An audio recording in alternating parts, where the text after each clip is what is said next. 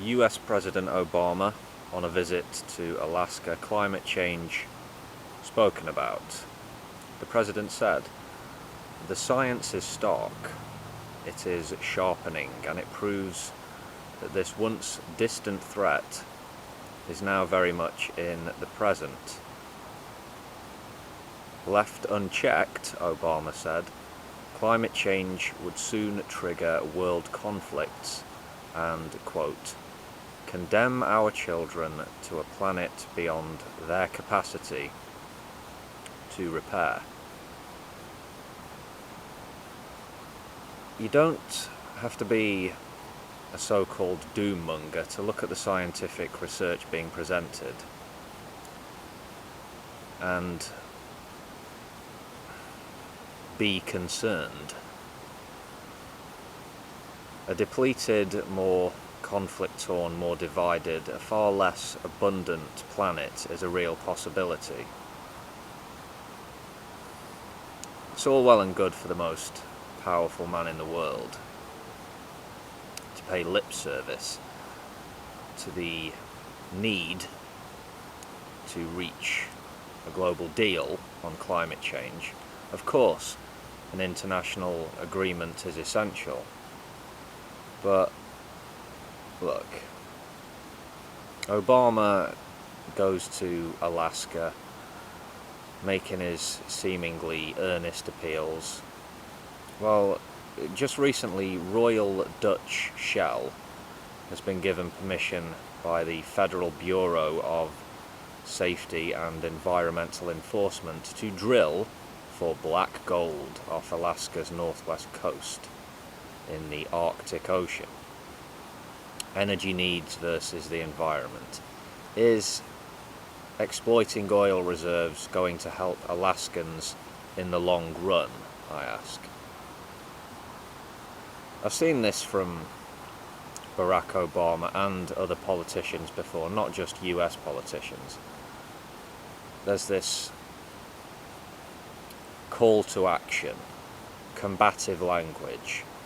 We have to fight global warming. Climate change is the enemy. Well, guess what? We can't shoot this enemy or bomb this enemy. We can't blow it up.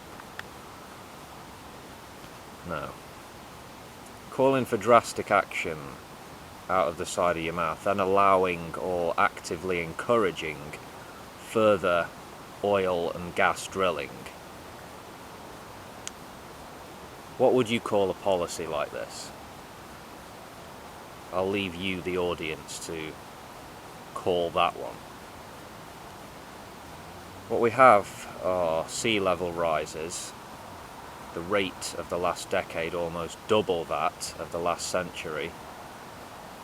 The oceans are warming, increase in acidity of surface ocean waters by approximately 30%, decreased snow cover, record high temperatures year after year, glaciers retreating around the world, rapidly declining Arctic sea ice, shrinking ice sheets in Greenland and Antarctica. How can this be seen as anything other than a massive crisis, a clear and present danger? Scientists have, of course, been ringing the alarm bells for decades. The consensus is in, but where is the drastic action? Where are the solid commitments on the international stage? Humans continue to pollute, continue to fuck up the planet, business as usual, individuals, groups, nations thinking and acting in the interests of the short term. We need to stop using fossil fuels now and start protecting and cleaning up the oceans now. Take serious action to preserve the world's forests, jungles, woodlands. The United Nations isn't set up to deal with this. National leaders and national governments are following their own agendas, heavily influenced by multinational corporations and special interest groups. This crisis is not being dealt with. I know there are well-meaning, positive people out there, but nothing is really filling me with optimism or warm, fuzzy feelings when it comes to matters of the environment. Yeah. It's worth pointing out in closing here that certain kinds of drastic action could make things even worse. A potential disaster could be brought about by an attempted quick fix. Yeah. As always, feel free to have your say in the comments, folks. And I'll see you next time. Peace.